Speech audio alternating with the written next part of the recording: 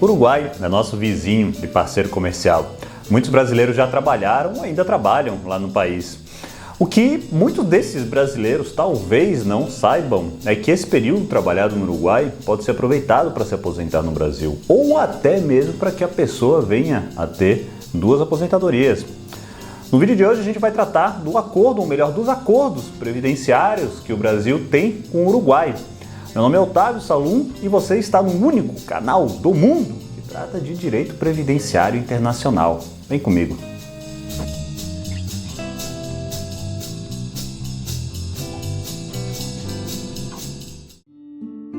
O Uruguai tem atualmente cerca de 3,4 milhões de habitantes aproximadamente, sendo que mais da metade vive na capital Montevidéu. Tem como presidente Luiz Alberto Lacalle Pou e a sua moeda é o peso uruguaio. A República Oriental do Uruguai é um dos países mais desenvolvidos do continente sul-americano, sendo que o seu IDH nesse continente está atrás apenas do Chile. Segundo estimativas do Itamaraty, cerca de 43 mil brasileiros vivem oficialmente no Uruguai, número que deve ser maior se considerar os não oficiais. Além do mais, há muitos brasileiros que já trabalharam no Uruguai, sendo que todas essas pessoas, o acordo firmado é de suma importância, pois podem aproveitar o período trabalhado num país para se aposentar no outro.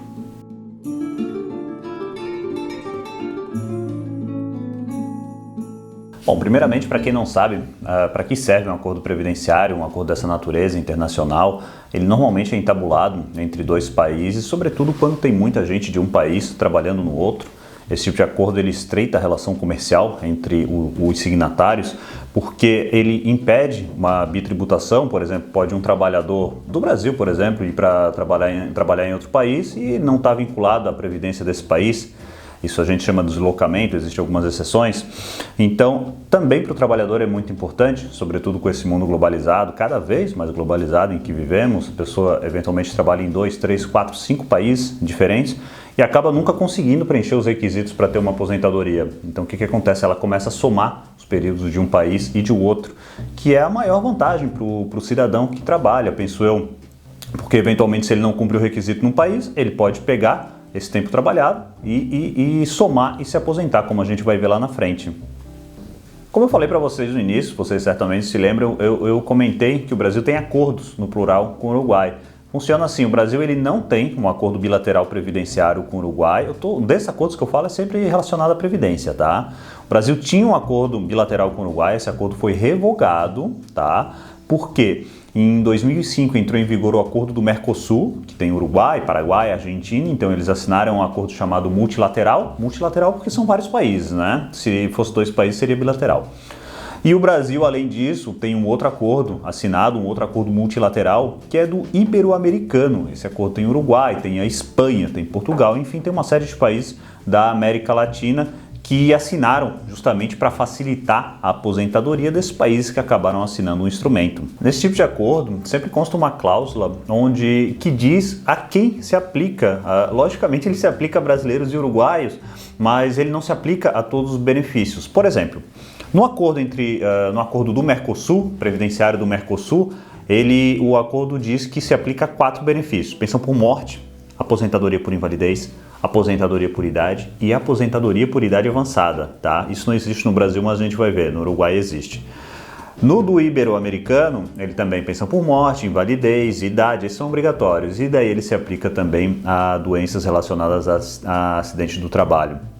O que eu quero dizer com isso? Em tese, se você trabalhou, se você é brasileiro ou se você é uruguaio, trabalhou no Uruguai, trabalhou no Brasil, você pode somar esse período para se aposentar por idade, tá? Mas você não pode somar esse mesmo período para se aposentar por tempo de contribuição, porque a aposentadoria por tempo de contribuição ela não está prevista no rol desse acordo, entendeu? Por isso que ele sempre diz a quais os benefícios são aplicáveis. Antes de falar do acordo propriamente dito, eu queria conversar um pouco com vocês para ter uma noção geral da Seguridade Social Uruguaia. Eu acho bem importante isso, eu sempre digo que não adianta nada a gente, quer dizer, não é que não adianta nada, mas é complicado a gente saber que tem um acordo entre 2 países e a gente não saber como a gente pode se aposentar no outro país, não saber os requisitos. Então acho importante trazer pelo menos os pilares dessa previdência, digamos assim. No Uruguai, eles têm uma previdência, vamos falar do regime geral, né? Eles têm uma previdência que eles têm dois sistemas. Tem o primeiro que é por repartição. Por repartição é tipo no Brasil, pessoal, é quando um monte de gente está contribuindo, você está contribuindo para pagar a aposentadoria de alguém que está inativo. Os ativos contribuem para os inativos, é mais ou menos assim, tá? E eles têm um outro pilar por capitalização. Capitalização é como se você estivesse fazendo uma poupança para você. Tem na Previdência Complementar Brasileira, tem bastante isso, tá? Então o que acontece? Nesse regime de capitalização deles, tem uma parte que é obrigatória e tem uma parte que é facultativa. Isso depende de quanto a pessoa ganha. Isso difere do regime brasileiro, porque aqui no Brasil todo regime complementar, quando a gente fala do regime geral, todo regime complementar, ele é facultativo, ou seja, a pessoa faz essa previdência complementar só se ela quiser. Aí agora que a gente já conhece a Seguridade Social Uruguaia, então a gente pode ver os benefícios que são previstos no acordo, pelo menos naquela ideia de conhecer o básico. O Uruguai ele tem, digamos assim, dois tipos de aposentadoria por idade, né? Aposentadoria por idade e a por idade avançada. E isso é parecido com a Argentina. A Argentina também tem isso, tá? No Brasil a gente não tem essa modalidade de idade avançada. Daí no Uruguai funciona mais ou menos assim. Nesse primeiro tipo, ou seja, seria aposentadoria por idade, tipo como funciona no Brasil, tá? Então tem dois requisitos, tal como a pessoa tem que ter uma idade mínima e a pessoa tem que ter um tempo de contribuição mínimo, que a gente chama de carência. No Uruguai não existe diferença de idade para homem e para mulher e os dois se aposentam com 60 anos, né? E tem que ter pelo menos 30 anos de contribuição. Então 30 anos de contribuição, 60 anos de idade para homem e para mulher. A peculiaridade que a gente encontra nesse caso é que a mulher, ela pode, a cada filho que ela tiver, filho nascido vivo ou filho adotado, tá? A cada filho que ela tiver, ela ganha 1 ano a mais de contribuição, no máximo de 5. Então eu achei a ideia bem original, é a primeira vez que eu vejo isso.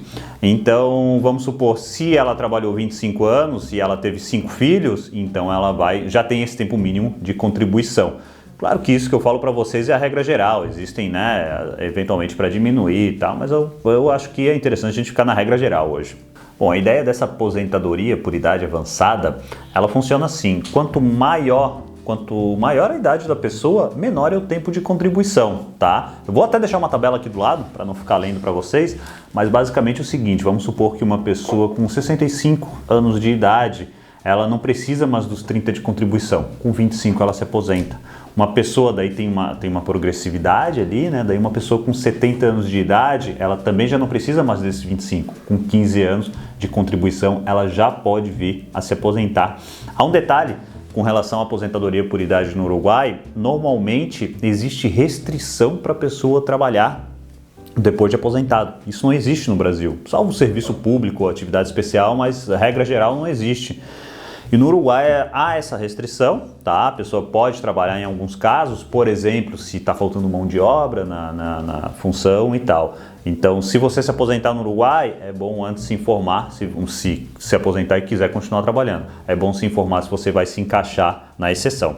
Com relação à pensão por morte uruguaia, eu tive a impressão que ela é um pouco mais restritiva do que a brasileira. Também, eu sempre falo que a pensão por morte brasileira ela é bem abrangente, né? Ela abarca várias situações. No Uruguai, basicamente, a pessoa tinha que estar aposentada ou receber um benefício assistencial, tá? Ou então dependente estar em situação de desemprego, também tem situações que a pessoa tem que ter um tempo mínimo de contribuição, são várias situações, então eu não vou trazer aqui, tá? Eu só queria trazer para vocês dos beneficiários também, daí os requisitos, claro, da pensão por morte, um segurado tem que falecer, tem que deixar um dependente, né? Esses requisitos são básicos. E daí também os dependentes, eles são basicamente como os do Brasil, por exemplo, o viúvo ou a viúva é o filho menor de 21 anos, são aqueles filhos solteiros que são incapacitados para o trabalho, tá? Ou então, que tem uma deficiência, como no Brasil, né? A pessoa tá depois dos 21 anos, mas continua sem condições de trabalhar, tá? E a pensão também é paga para o dependente que recebia pensão alimentícia. Por exemplo, para vocês entenderem melhor, o casal se separa, um deles fica pagando pensão alimentícia, tá? E daí esse falece.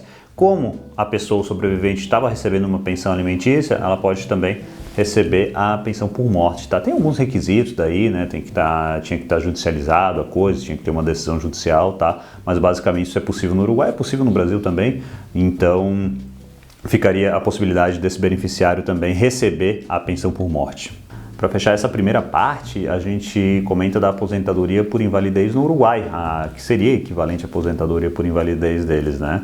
A gente tem dois requisitos, basicamente, tal como no Brasil, a pessoa tem, claro, está sem condições de trabalhar, em virtude de uma doença ou moléstia profissional, e a pessoa tem que ter um tempo mínimo de contribuição antes dessa incapacidade para o trabalho. Esse tempo mínimo varia de acordo com algumas situações. Se a pessoa tem até 25 anos de idade, esse tempo mínimo de contribuição, que a gente chama de carência, é de 6 meses.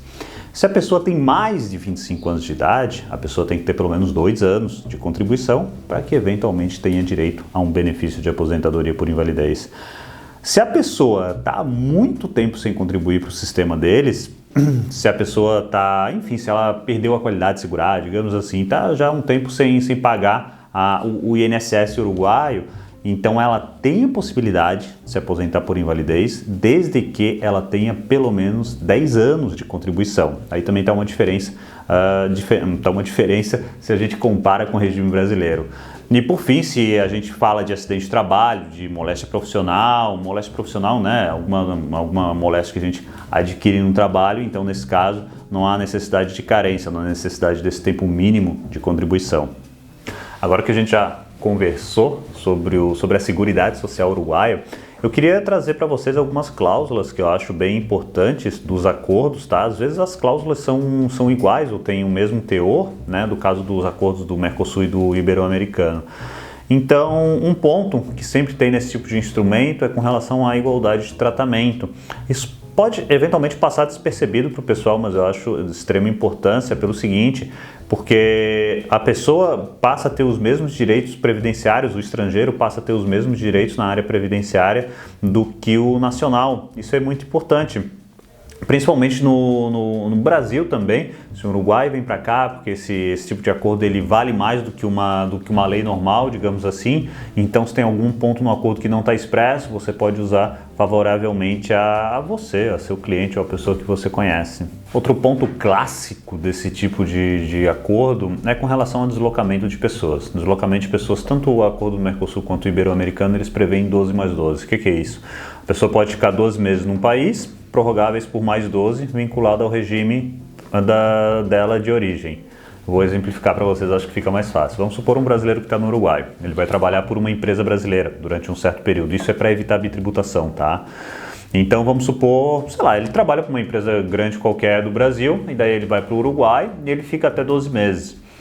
Com esses acordos, ele não precisa estar vinculado ao regime uruguaio. Ele pode se vincular se ele quiser, mas ele não precisa. E é prorrogável por mais 12 meses em caso de necessidade. Então isso acaba economizando para a empresa, porque não precisa eventualmente pagar a previdência 2 vezes, acaba, claro, se a empresa economiza, o trabalhador economiza, porque normalmente o custo é passado para o trabalhador, tá? E acaba economizando, os estados também, os signatários acabam economizando, porque não precisam, né, pagar imposto e tal. Então isso é bem bacana.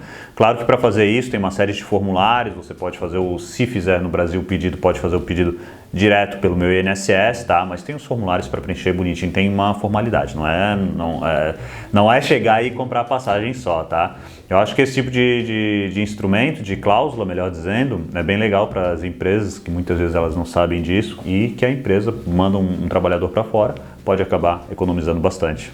E claro, esses acordos também têm cláusulas que elas prevêem a totalização, o benefício por totalização e o benefício independente, que muitas vezes é o que é mais interessante para o pessoal para saber como vai se aposentar. Nesse benefício independente funciona assim, vamos supor que você é brasileiro, tá? Você tem 65 anos, trabalhou 15 anos no Brasil e trabalhou 30 anos no Uruguai, né? Você tem 65 anos, tem 45, trabalhou bastante. Mas é só para entender melhor. Então você preencheu o requisito para se aposentar no Brasil e você preencheu o requisito para se aposentar no Uruguai, independentemente, entendeu? Sem somar os períodos. Então isso que a gente chama de período independente. O período por totalização, que a gente chama, é quando há a soma de 2 países. Como assim? Vamos também imaginar essa pessoa de 65 anos, um brasileiro de 65 anos, ele trabalhou 14 anos no Brasil e ele trabalhou 16 anos no Uruguai. Vocês se lembram que a carência, o tempo mínimo de contribuição no Brasil é de 15 anos, então ele não atingiu os 15 anos no Brasil, ele tem 14. E o tempo mínimo de contribuição no Uruguai é 30 anos. E ele também não atingiu os 30 anos só no Uruguai. Ele tem 30 anos se a gente soma os 16 mais os 14. Então, nesse caso, ele não tem nenhum benefício independente, tá? Mas ele tem um benefício por totalização. Porque se ele pegar um ano do Uruguai e trazer para o Brasil, então ele pode se aposentar com 15 anos.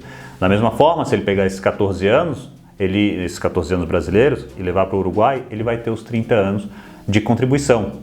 O que acontece? Ele vai ter duas aposentadorias, uma aposentadoria no Uruguai e uma aposentadoria no Brasil. Essas aposentadorias, elas normalmente são pagas de maneira proporcional ao tempo que a pessoa contribuiu no país. Por exemplo, sempre nesse mesmo exemplo, a pessoa trabalhou 14 anos no Brasil. Em regra, o benefício ele vai ser calculado com base nesses 14 anos. Às vezes ele dá um valor um pouquinho menor, tá? Então é sempre bom ficar atento a isso. E claro, esse cálculo que eu estou falando para vocês, eu simplifiquei bastante, porque na verdade, se você for olhar todos esses acordos, eles têm a fórmula de cálculo, certo? E também tem na instrução normativa do INSS como calcula o benefício aqui do Brasil, logicamente.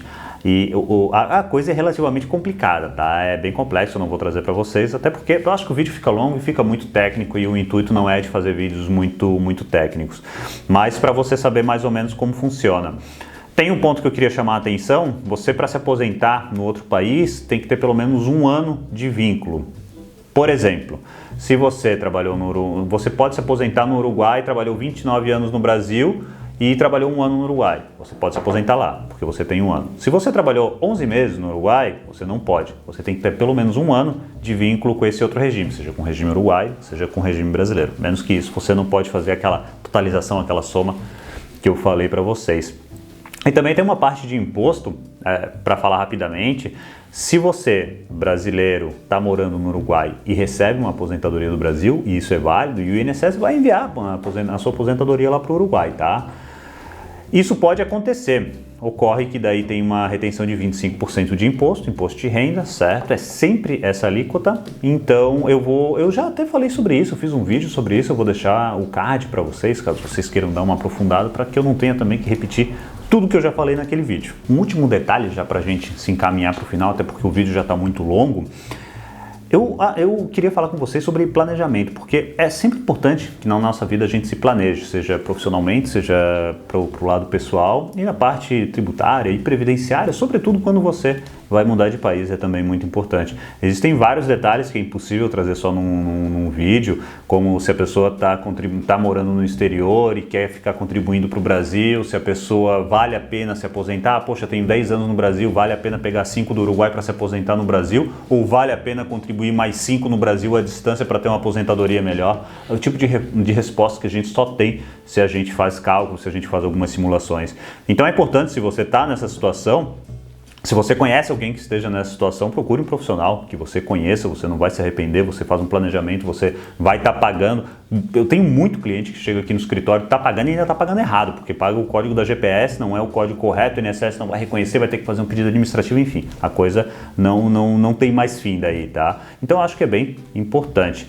E se você gostou do vídeo de hoje, eu convido, claro, para curtir o vídeo, para compartilhar com outras pessoas, porque eu acho que é legal que muita gente não sabe que tem direito. Às vezes a pessoa pode ter, poxa, é legal sempre ter uma segunda aposentadoria, se você tem direito, vale a pena mesmo que seja um valor abaixo.